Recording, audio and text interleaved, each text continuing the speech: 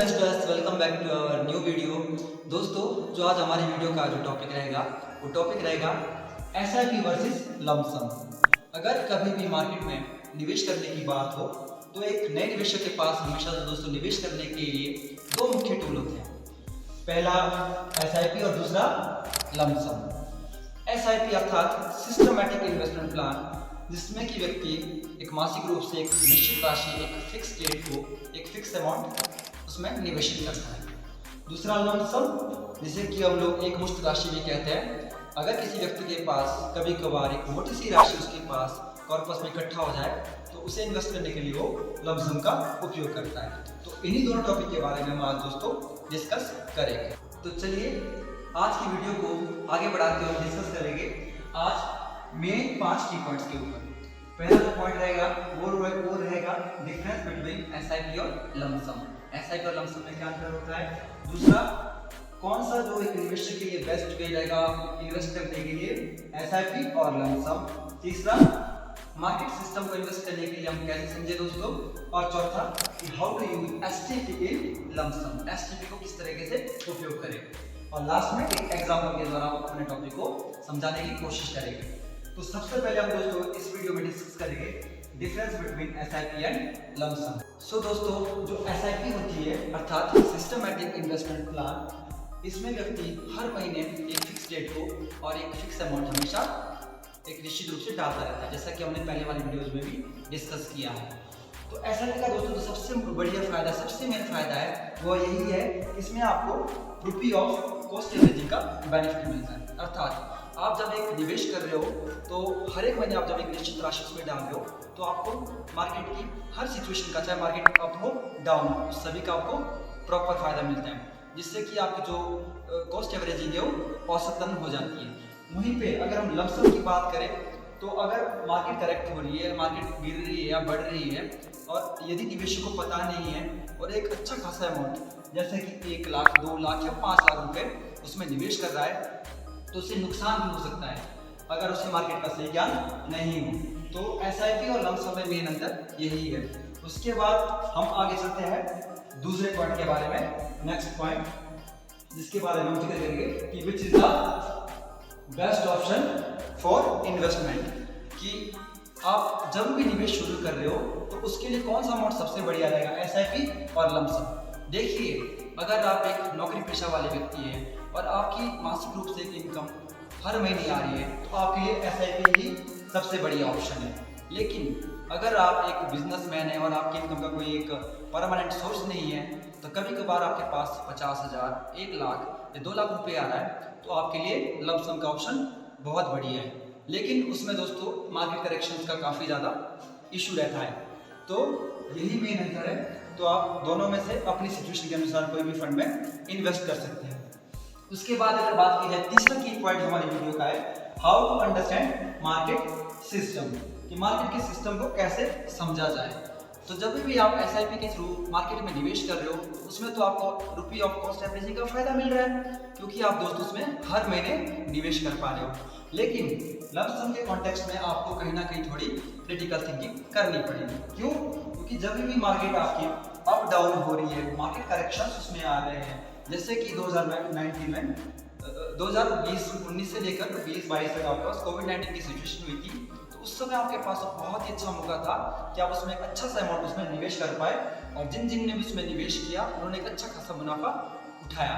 लेकिन अगर present scenario की बात की जाए तो आज की डेट में एक निवेशक के लिए इतना आसान नहीं है कि मार्केट कब अप हो रही है और कब डाउन हो रही है।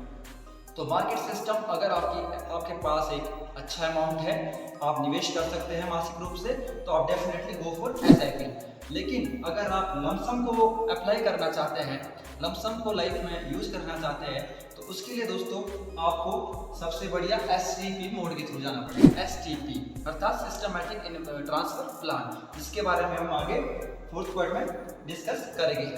चलिए अब बात करते हैं अगले पॉइंट की, चौथे पॉइंट की, कि how to use STP mode in lump sum.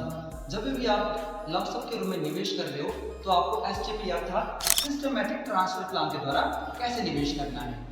तो देखिए, अगर आप एक साधारण निवेशक हैं, आपके पास मार्केट का ज़्यादा ज्ञान नहीं है, तो आपको एसटीपी के थ्रू ही मार्केट में निवेश करना चाहिए।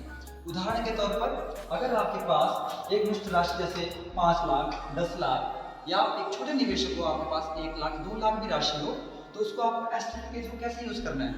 तो हमारे पास म्यूचुअल फंड्स में जब भी हम निवेश करते हैं, इसमें हमारे पास दोस्तों एक मुख्य कैटेगरी रहती है जिसे कि हम कहते हैं लिक्विड फंड्स अथवा आर्बिट्राज फंड्स।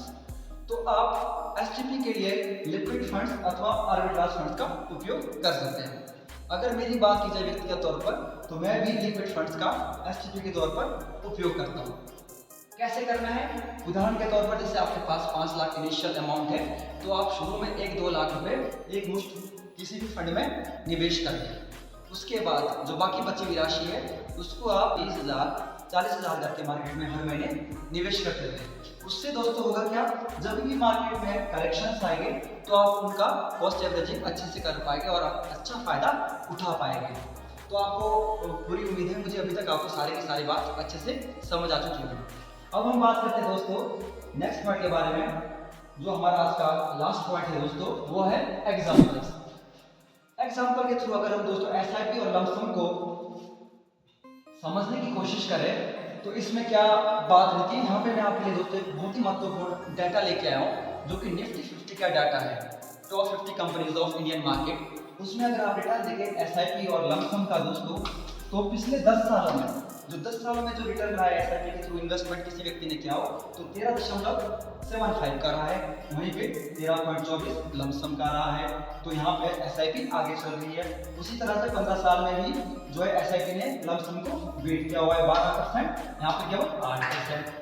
और अगर 20 साल की बात की जाए दोस्तों, तो वहाँ पे रिवर्स गेम हो जाती है, जिसमें कि एसआईपी के थ्रू एक निवेशक को केवल 14% का निवेश का रिटर्न मिला है और लमसम के द्वारा उसको 16% का रिटर्न मिला है।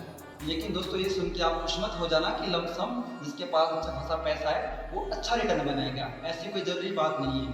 क्योंकि जब भी दोस्तों मार्केट में करेक्शंस आते हैं, मार्केट अप डाउन होती है, तो उस समय मार्केट नॉलेज होना बड़ा जरूरी है। अब इस निवेशक ने जिसने एक अच्छा खासा रिटर्न निफ्टी 50 डाटा में अवेल किया है, लाभ उठाया है, उसने डेफिनेटली कहीं ना कहीं इस गिरी हुई मार्केट में निवेश किया होगा। अगर आप पीक मार्केट में इन्वेस्ट करते हैं तो वहाँ पे आपको उतना फायदा नहीं मिल पाएगा। तो यह एक मुख्य तथ्य है दोस्तों। दूसरा, जब भी आप एसआईपी के थ्रू अथवा लमसम के थ्रू निवेश कर रहे हो, तो आपको मार्केट फंड्स का जरूर ध्यान रखना है। आपको फ्लेक्सी कैप फंड्स में, इक्विटी फंड्स के हाइब्रिड फंड्स में, आपको लिक्विड फंड्स में, आपको लार्ज कैप फंड्स में भी ज़्यादा निवेश करना है, बजाय आप मिड कैप और स्मॉल कैप फंड्स में ज़्यादा निवेश करें। तो ये जो बेसिक सी चीज़ है मैंने कुछ इस छोटी सी वीडियो में दोस्तों डिस्कस की है।